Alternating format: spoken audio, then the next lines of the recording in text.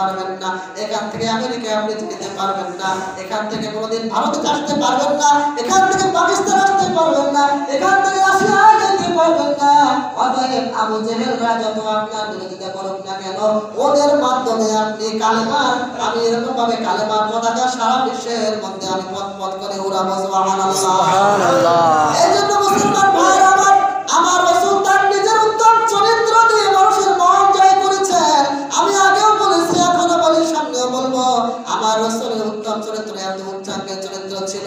আমার রাসূলের সামনে কেউ আসলে আর কালেমা ছাড়া ফেরত যাইতে পারতো না, যদি তার কলমের ভিতরে মোহর মেরে দেওয়া না হয়।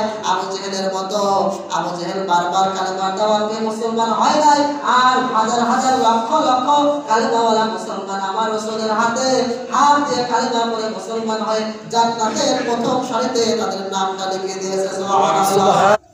আল্লাহ রাসূল জনাব মুহাম্মদুর রাসূলুল্লাহ সাল্লাল্লাহু আলাইহি ওয়াসাল্লাম কালেমার দাওয়াত পেয়ে সর্বপ্রথম আবু বকর সিদ্দিক রাদিয়াল্লাহু আনহুর কাছে কালেমার দাওয়াত নিয়ে গিয়েছেন। আবু বকরকে বললেন, আবু বকর, আমি তো নবী হয়ে গিয়েছি, আমার উপরে নবুয়ত এসেছে, আমার উপরে কোরআন নাযিল হয়েছে, অতএব আমার পক্ষ থেকে তোমার উপরে কালেমার দাওয়াত হইল, তুমি আমার ধর্মে চলে আসো। আবু বকর রাদিয়াল্লাহু আনহু এক সেকেন্ড সময় নিলেন না, এক মিনিট বা এক ঘন্টা, এক দিন, এক মাস সময় নিলেন না, একটু ভেবে চিন্তে বলে, এরকম না, আমার সন্তানদের সঙ্গে পরামর্শ করি, বিবির সঙ্গে পরামর্শ করি, আমার বংশের লোকদের সঙ্গে পরামর্শ করে কি করা যায়। না, এরকম কোনো পরামর্শ তিনি করলেন না, কোনো সময় নিলেন না। আল্লাহ রাসূলের জবান থেকে যখন থেকে কালেমার দাওয়াত পেয়েছেন, কোনো কিছু ভাবেন নাই, কোনো সময় নেন নাই। আবু বকর রাদিয়াল্লাহু আনহু সঙ্গে সঙ্গে কালেমা পড়ে মুসলমান হয়ে গিয়েছে। সুবহানাল্লাহ। আবু বকর রাদিয়াল্লাহু আনহু আমার রাসূলের ছোটবেলার বন্ধু, ছোটবেলা থেকে একসঙ্গে বড় হয়েছেন। আবু বকর রাদিয়াল্লাহু আনহু চিনতে পারলেন এটা কোনো সাধারণ মানুষ না। যে যুগে মানুষ মানুষকে দাম দেয় না, মানুষের কাছে মানুষের জীবনের কোনো দাম নাই, মানুষের হৃদয়ের ভিতরে কোন রকম দয়া মায়া, কোন রকম ভালোবাসা নাই, মানুষেরা খারাপ কাজ করার মধ্যে লিপ্ত। আরবের লোকেরা এমন কোন কাজ নাই যারা করে না, এমন কোন খারাপ কাজ নাই। এই প্রতিকূল পরিবেশের ভিতরে এমন একজন মহামানব আমাদের ধরে আসলেন, আমাদের সমাজে আসলেন। এই লোকটা সাধারণ কোনো মানুষ হতে পারে না, এই লোকটা নিশ্চয়ই একজন নবী হবেন। ছোটবেলা থেকে যার সঙ্গে বড় হয়েছেন, যার সঙ্গে খেলাধুলা করেছেন, এই লোকটাকে চিনতে কখনো এরকম ভাবে ভুল হয় না। একটা লোক যদি আরেকটা লোকের সঙ্গে বন্ধুত্ব বাঁধায় আর 10-20 বছর 40 বছর পর্যন্ত একসঙ্গে চলাফেরা করে, ওই বন্ধুর ভিতরে বাইরে যা কিছু থাকুক না থাকুক সব কিছু ওই বন্ধু জেনে যায়। সব কিছু জানার পরেও আবু বকর রাদিয়াল্লাহু আনহু দেখলেন যে আমার রাসূলের চাইতে, মুহাম্মদুর রাসূলুল্লাহ চাইতে উত্তম আখলাকের মানুষ পৃথিবীর ভিতরে দ্বিতীয়জন নাই। ঘরের মধ্যে গেলেন, বিবিকে বললেন, খাদিজাকে, খাদিজা, আমি নবী হয়েছি, আমার উপরে কোরআন নাযিল হয়েছে, এখন তুমি আমার স্ত্রী, তুমি কালেমা পড়ে মুসলমান হয়ে যাও। খাদিজা রাদিয়াল্লাহু আনহা জেলাতন মহিলা না, তৎকালীন আরবের লোকদের, এমনকি ব্যবসায়ীদের ভিতরে একজন উল্লেখযোগ্য টপ লেভেলের ব্যবসায়ী ছিলেন, মহিলা মানুষ হয়ে একজন জ্ঞানী ছিলেন, বুদ্ধিমত্তা ছিলেন, খুব গভীর জ্ঞানের অধিকারী ছিলেন। ওনার সঙ্গে 15টা বছর সংসার করেছে। একজন স্বামীর ব্যাপারে স্ত্রী বলতে পারবে স্বামীর চরিত্র কেমন। স্বামী বাইরে খুব ভালো, কিন্তু স্ত্রীর কাছে এসে ধরা খেয়ে যাবে স্বামীর চরিত্র আসলে কেমন। আবার স্ত্রীর চরিত্র কেমন, স্বামীর সঙ্গে কোনো কিছু গোপন রাখা যাবে না। স্বামী জানে স্ত্রী কেমন, স্ত্রী জানে স্বামী কেমন। বিবি খাদিজা আমার রাসূলের ঘরে 15টা বছর নবুয়ত পাওয়ার আগে সংসার করেছেন। আমার নবী কেমন চরিত্রের অধিকারী, আমার রাসূলের ব্যবহার কেমন ছিল, আখলাক কেমন ছিল, আমার রাসূলের মুআমালাত কেমন ছিল, কথাবার্তা কেমন ছিল, লেনদেন কেমন ছিল, আমার রাসূলের হাঁটা চলা কেমন ছিল, সব কিছু বিবি খাদিজার কাছে প্রকাশ হয়ে গেছে বিবাহের আগে। এই জন্য বিবি খাদিজা ওনার সমস্ত কোটি কোটি টাকার সম্পদ বিবাহের পরে আমার রাসূলের কদম মোবারকে দান করেছেন।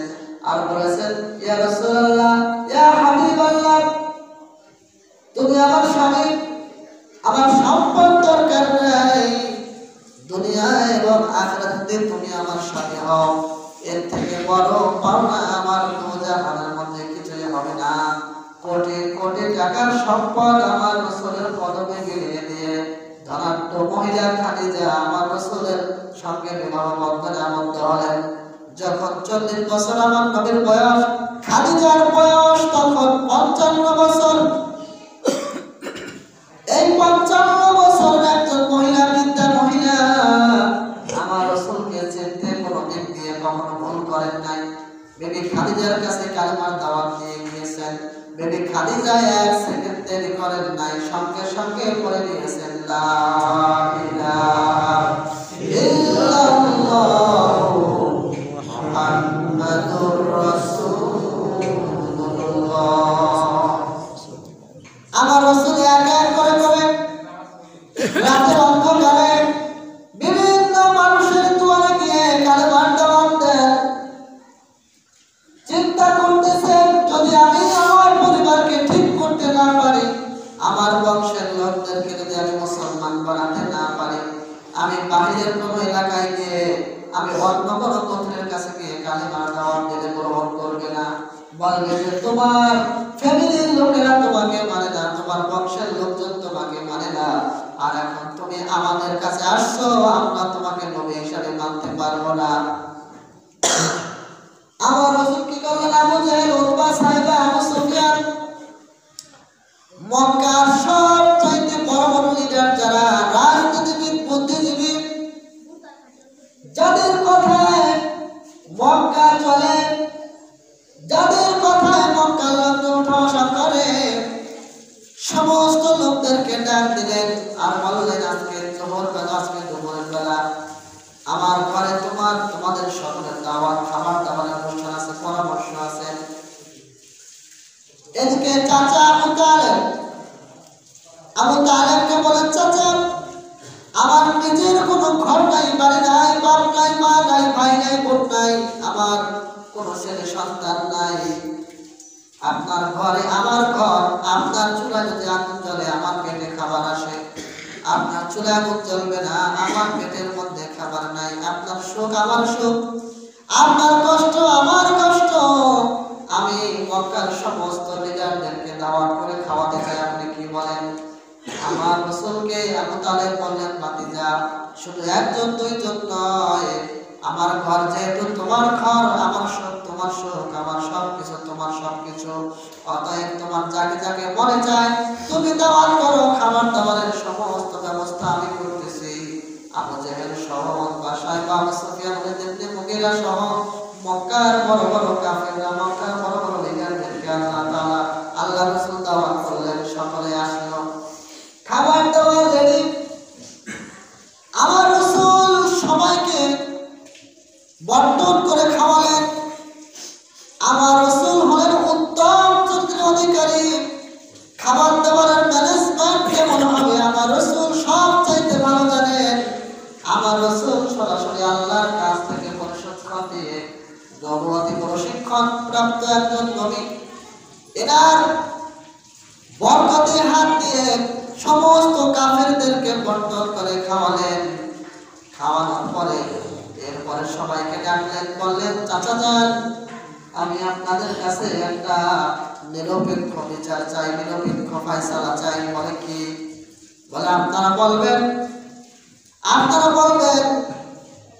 আসলে আমি ছোটবেলা থেকে আমার বাপ নাই, মা নাই, আমার ভাই বোন কেউ নাই, আমি ভিতরে কেমন বাইরে কেমন এটা আপনাদের কাছে সব সময় প্রকাশ্য হয়ে গেছে। ও চাচা যান, হে মক্কার বড় বড় নেতারা, হে আমার মুরব্বিয়ানে কেরাম, আমি মুহাম্মদ, আব্দুল্লাহর ছেলে মুহাম্মদ, আপনারা আমাকে চিনতে আপনাদের কোনো কিছুতে বাকি নাই। আজকে এই ঘর সমাজের মধ্যে আমাকে একটা সাক্ষী দিয়ে বলেন, আমি মুহাম্মদ ছেলেটা আপনাদের কাছে কেমন? আমি মুহাম্মদ কেমন ছেলে আপনাদের কাছে? এটা আপনার সমাজের মধ্যে বলতে হবে। আবু সুফিয়ান বা সাহেবা বড় বড় কাফেররা বলতেছে, তুমি এমন এক ক্যাটাগরির ছেলে, তোমার প্রশংসা করার মতো কোনো ভাষা এটা আমাদের তো জানা নাই। আমাদের এই মজলিসে উপস্থিত আছে বর্তমান জামানার, মানে সেই সময়ের কথা, বর্তমান এই দেশের এমনকি গোটা ওয়ার্ল্ডের সবচাইতে শিক্ষিত, সবচাইতে জ্ঞানী গুণী বুদ্ধিজীবী আবু হেকাম। কখনো আবু জেহেল ছিল না। আবু জেহেল অর্থ মূর্খের পিতা, মূর্খের বাপ। আর তখনকার ওনার উপাধি ছিল আবুল হেকাম, মানে বুদ্ধির বাপ। আর ওর আরেক নাম ছিল, মূল নাম ছিল ওমর ইবনে হিশাম। মক্কার ভিতরে দুইজন ওমর, একজন হলো ওমর ইবনুল খাত্তাব, যাকে আমরা নবীর সাহাবী হিসেবে যাকে আমরা চিনি, ওমর ইবনুল খাত্তাব। আর একজন হলো ওমর ইবনুল হিশাম, হিশামের ছেলে ওমর। আর হিশামের ছেলে ওমর হইল আমাদের বর্তমান যেটা আমরা পরিচিত, যাকে আমরা যে নামে চিনি, আবু জেহেল নামে যাকে চিনি। আবু জেহেল তার নাম না, আবুল হেকামও তার নাম না, নাম হলো ওমর ইবনুল হিশাম। কিন্তু জ্ঞানে গুণে বুদ্ধিমত্তায় পলিটিক্স করে, রাজনীতি করে, সমাজ পরিচালনা করে, দেশ পরিচালনা করে। মোটামুটি তৎকালীন জামানায় আবু জেহেলের উপরে কোনো নেতা ছিল না। এক কথায় বুঝে, চেহারা, ক্ষমতা, সম্পদ, বুদ্ধিমত্তা সব দিক দিয়ে আবু জেহেলের উপরে কেউ ছিল না। এখন সবাই বলতেছে আমাদের এই মজলিসে যেহেতু আবুল হেকাম আছে, ওমর ইবনুল খাত্তাব, ওমর ইবনুল হিশাম আছে, তাহলে আমাদের সকলের পক্ষ থেকে তুমি মুহাম্মদের নামে আমরা যেটা বলবো সেটাই কম হয়ে যাবে। তুমি মুহাম্মদ এমন এক চরিত্রের অধিকারী, তোমাকে আমরা আল আমিন হিসেবে চিনি, তো তোমার গুণ এত যে আমাদের এগুলো প্রকাশ করার মতো আমাদের ভাষা নাই। অতএব আমাদের সকলের পক্ষ থেকে, যেহেতু আবু জেহেল একজন দার্শনিক, বুদ্ধিজীবী, একজন কলামিস্ট, সব দিক দিয়ে অলরাউন্ডার আবু জেহেল, তৎকালীন সময় আবুল হেকাম, তাহলে আমাদের পক্ষ থেকে তুমি বলে দাও যে তোমার ভাতিজা মুহাম্মদ ছেলেটা কেমন, এটা তুমি বলে দাও।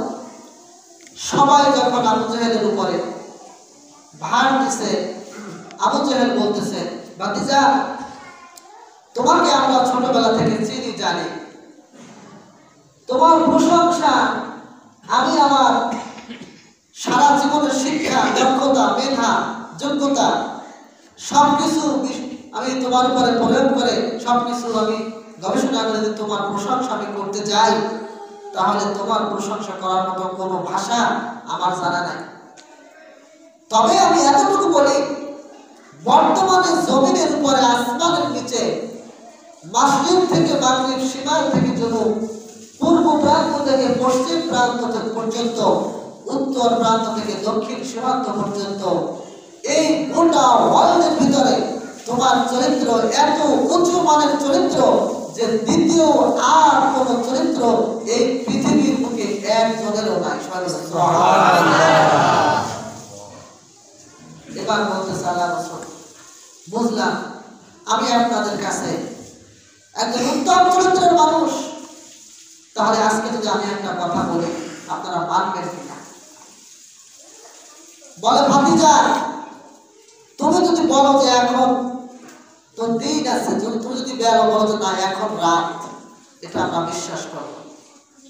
যদিও দেখি যে না এখন দিন, কিন্তু তবু যদি তুমি বলো যে এখন রাত, আমরা বিশ্বাস করব। তুমি যদি সকালকে সন্ধ্যা বলো আর সন্ধ্যাকে সকাল বলো, সেটা আমরা বিশ্বাস করব।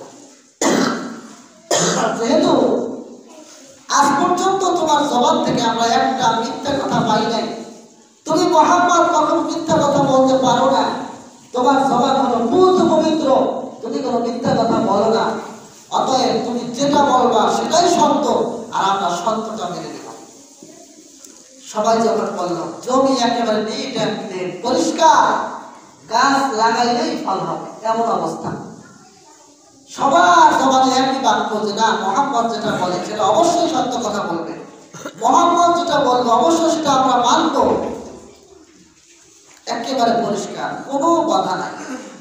এবার আল্লাহ রাসূল ওনার জবান দিয়ে, পবিত্র জবান দিয়ে আল্লাহর কাছ থেকে আল্লাহ পাক জিবরাইলের মাধ্যমে যে প্রশিক্ষণ দিয়ে পাঠিয়েছেন, সেই প্রশিক্ষণ প্রয়োগ করে আমার রাসূলের থেকে উত্তম ওয়াজ তো কেউ জানতো না। জানতো না কি বলেন? আমার রাসূলের থেকে বড় বক্তা কেউ এই পর্যন্ত আছে ছিল? আমার রাসূলের পবিত্র জবান দিয়ে, পবিত্র ভাষা দিয়ে, সুন্দর সামলিক ভঙ্গি দিয়ে আমার রাসূল একেবারে হৃদয় থেকে, ভাঙা হৃদয় দিয়ে না চাচাদেরকে, মক্কার বড় বড় লিডারদেরকে বলতেছেন, তাহলে আপনারা আমার একটা কথা শুনুন, আমি আল্লাহর নবী, আমাকে আল্লাহ পাক নবী করে পাঠিয়েছেন, আমাকে শেষ নবী করে পাঠিয়েছেন। মূর্তি পূজা, আগুনের পূজা, গাছের পূজা, মাছের পূজা, লাত, উজ্জা, হুবল, এই ধরনের কোন মূর্তি মানুষের ভালো করতে পারে না, মন্দ করতে পারে না। আগুন মানুষের কোনো ভালো করতে পারে না, মন্দ করতে পারে না।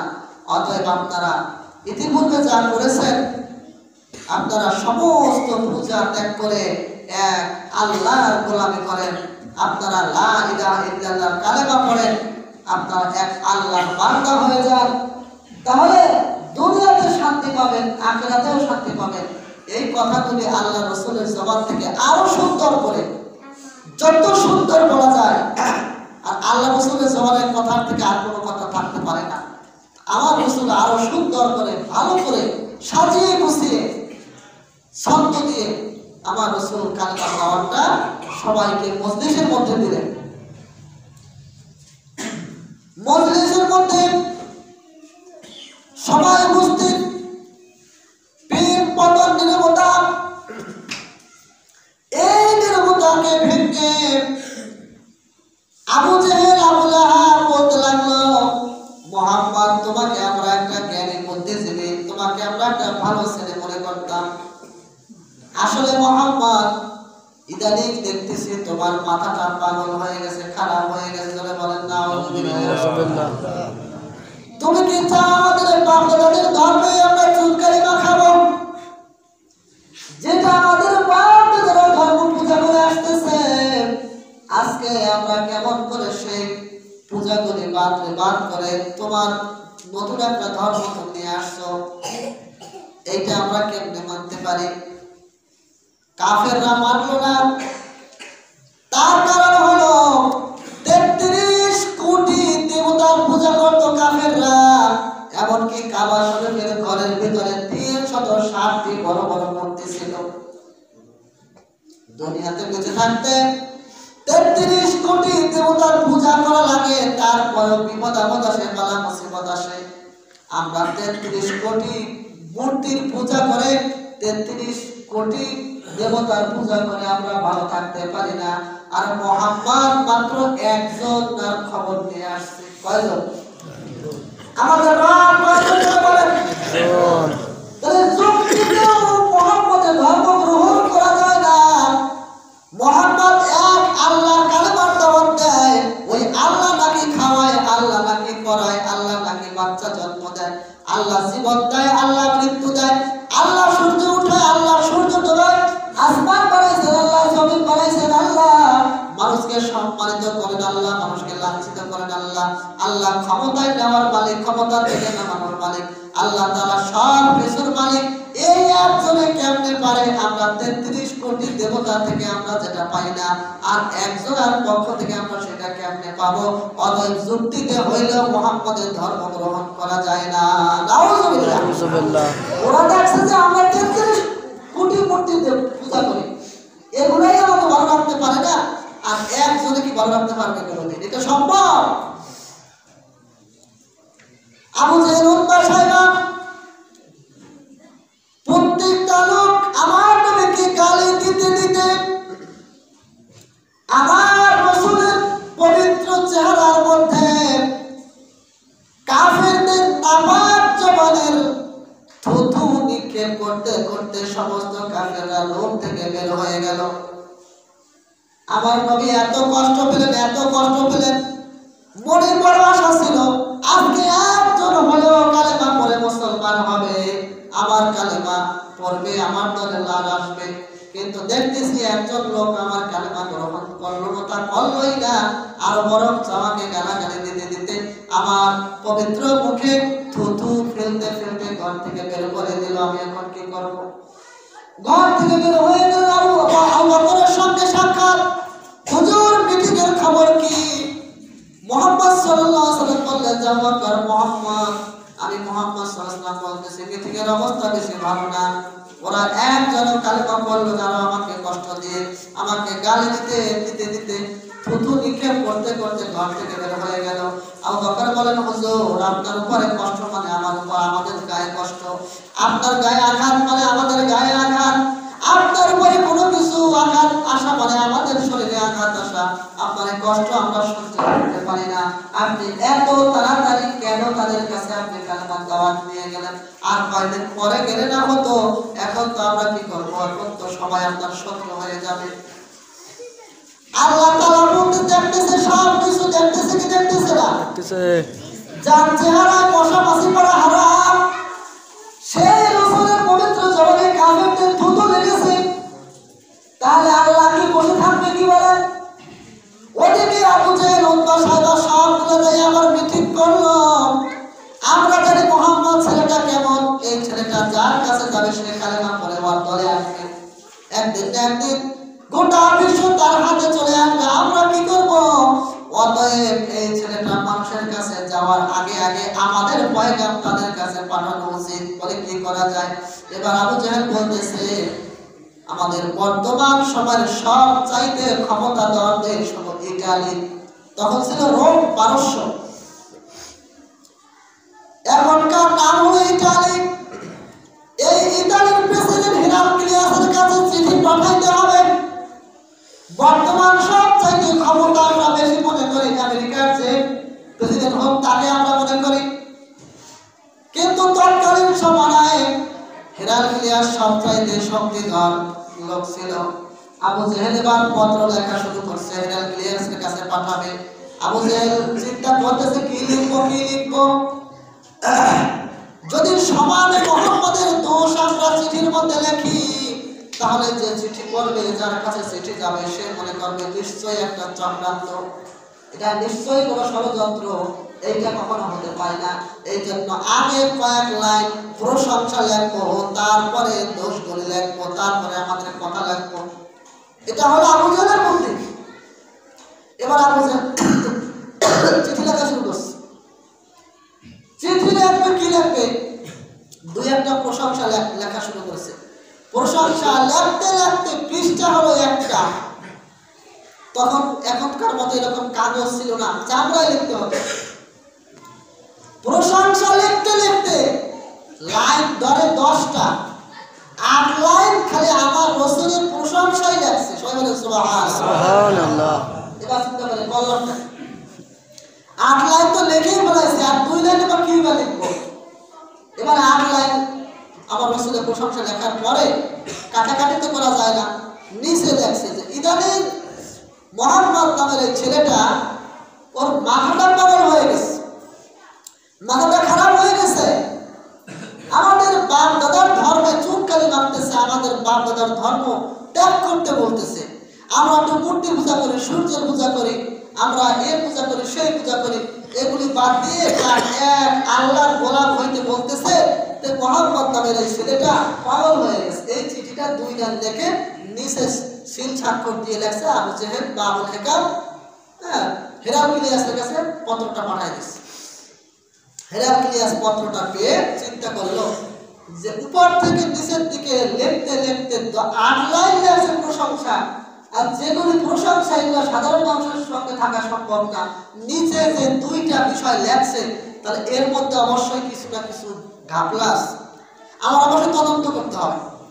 এবার তদন্ত করার জন্য উচ্চ পর্যায়ের সেনাবাহিনী ওই দেশের রোমের অর্থাৎ ইটালির বড় বড় বুদ্ধিজীবী যারা, রাজনীতিবিদ যারা, এরকম বেছে বেছে তারা প্রথম গেজেটেড অফিসার 40 জন বাছাই করে তাদেরকে মক্কায় পাঠিয়ে দিয়েছে। যাও, তোমরা মুহাম্মদের সঙ্গে মিশবা, কথাবার্তা বলবা, যাইতে সময় লাগবে আসতে 1 মাস, আসতে সময় লাগবে 1 মাস, আর মাঝখানে থাকবা 1 মাস। এই 3 মাস তোমাদের ছুটি, তোমাদের সব খরচ সরকারের পক্ষ থেকে বহন করা হবে। ওরা চলে গেছে, সংক্ষেপে বলি, ওরা চলে গিয়া মুহাম্মদের কাছে আসা মাত্র আমার রাসূলের চেহারার দিকে তাকাইয়া এবার ওরা বলতেছে, এই যে চেহারা, এই চেহারা কখনো কোনো মিথ্যাবাদীর হতে পারে না, এই চেহারাটা কখনো কোনো পাগলের হতে পারে না, এই চেহারাটা কোনো মাতালের হতে পারে না, এই চেহারাটা কোনো খারাপ বংশের হতে পারে না, এই চেহারাটা নিশ্চয়ই আল্লাহ পাকের যে কোনো একবার মূল্যবান এক বান্দা, আল্লাহ পাকের পাঠানো কোনো দূত হবে, নতুবা এই সকল চেহারার লোক আমাদের এদেশে পাওয়া যায় না, নিশ্চয়ই কোনো সমস্যা আছে। এরপরে মেশার পরে দেখে যে এই লোকের সঙ্গে না মিশলে কার সাথে মিশবো, সব কয়জন 40 জন পাঠাইছিল, সব কয়জন আমার রাসূলের হাতে কালেমা পড়ে মুসলমান হয়েছে। সুবহানাল্লাহ। এবার আসতে সময় লাগছিল 1 মাস, মাঝখানে রয়েছে 1 মাস, 3 মাসের জায়গায় 4 মাস পার হয়ে যায়, লোকগুলো আসে না। এদিকে কালেমা পড়লে তো মুসলমান হয়, কি বলেন? মুসলমান হলে দাড়ি রাখা লাগে, দাড়ি রাখছে, টুপি মাথায় দেওয়া লাগে, মাথায় টুপি রাখছে, পাঞ্জাবি জুব্বা গায়ে দেওয়া লাগে, তাও গায়ে দিছে, এখনো তাদেরকে চেহারা পাওয়া যায় না। ওদিকে 4 মাস পার হয়ে গেল, লোকজন আসে না। ওদিকে রোমের ভিতরে, ইটালির ভিতরে আন্দোলন, যে আমাদের 40 জন প্রথম শ্রেণীর গেজেটেড অফিসারকে তোমরা মৃত্যুর মুখে ঠেলে দিয়েছো, মুহাম্মদ এত বড় একটা সন্ত্রাস, মুহাম্মদের কাছে পাঠাইছো, তাদেরকে খবর দিতেছে দেখে তাই দেখো, আমাদের ছেলেদেরকে ফেরত দাও। আন্দোলন। এরপরে 10 জন বাছাই করে আরো উচ্চমানের অফিসার 10 জনকে পাঠাইছে, খুব অলরাউন্ডার যারা, খুব গেজেটেড অফিসার, এদেরকে পাঠাইছে, খবরদার তোমরা আগে যাই মুহাম্মদের কাছে যাবা না, আগে তোমরা মুহাম্মদের বাড়ির আশেপাশে ঘুরবা, দেখবা কোনো কবরস্থান আছে নাকি, সেই কবরস্থানে যাইয়া আগে দেখবা যে 40টা নতুন কোন কবর আছে, 40টা নতুন কবর যদি পাও তাহলে তোমাদের কাজ সারছে, মুহাম্মদের সামনেও যাবা না, তোমাদের জান নিয়ে তোমরা রোমের ভিতরে চলে আসবা, আর বোঝার দরকার নেই। এবার 10 জন আসছে, আয়েশা ঘুরতেছে, দেখে কোনো কবরস্থান নাই, কাউকে দেখতেছে না, দেখে তুমি মাথায় দেয়া, মাথায় এরকম গায়ে, মুখের মধ্যে দাড়ি, গায়ের মধ্যে লম্বা জুব্বা, 2-3 জন একসঙ্গে ঘুরতেছে। তাবলীগের ভিতরে নিয়ম আছে যে বাইরে বের হইলে 2 জনের কবে যেন কেউ না যায়, 2 জন করে ঘোরাফেরা করতেছে। এখন ওই যে আগে আসছিল 40 জন আর 2 জন, ওনরা এদেরকে দেখেছে, কিন্তু এনারা এনাদেরকে দেখেছিল না। ব্যাপার কি, তোমরা এখানে কেন? বলে তোমরা কারা? বলে আমরা তো ওই 40 জন ইতালি থেকে আসছি, আমার নাম অন্য কইয়া। তাই নাকি? আমরা তো তোমাদেরকে খোঁজ করার জন্য আসছি, আমরা ভাবছি মুহাম্মদ তোমাদেরকে হত্যা করছে, তোমাদেরকে দেখার জন্য, তোমাদের তদন্ত করার জন্য আমরা আসছি। কবে মুহাম্মদকে হত্যা করতে পারে, এটা সম্ভব? বলে যে না, তোমরা যদি না যাও, আমরা কার কাছে আসছি, আজকে আমাদের চেহারা পরিবর্তন হয়ে গেছে, 3-4 মাস তো দাড়ি লম্বাই হয়, কি বলে, হয় না? তো দাড়ি হয়ে গেছে, আগে দাড়ি ছাড়া আসছিল, দাড়ি হয়ে গেছে, টুপি ছাড়া আসছিল, টুপি আসছে, মাথায় পাগড়ি ছিল না, পাগড়ি আসছে, গায়ে জুব্বা ছিল না, জুব্বা আসছে। এখন পরিবর্তন চেনা যায় না। তা আগে মুহাম্মদের কাছে যাও, তারপরে বুঝবা খেলা কারে হয়। এরপরে ওই 10 জন আবার রাসূলের কাছে যাইয়া আগে 40 জনের মতো এবার যাইয়া দেখে যে আসলেই তো এরা বলছে যা সবই ঠিক, এই লোকটা কখনো পাগল হতে পারে না, এই লোকটা নিঃসন্দেহে আল্লাহর নবী, হাত কালেমা পড়ে মুসলমান। সুবহানাল্লাহ।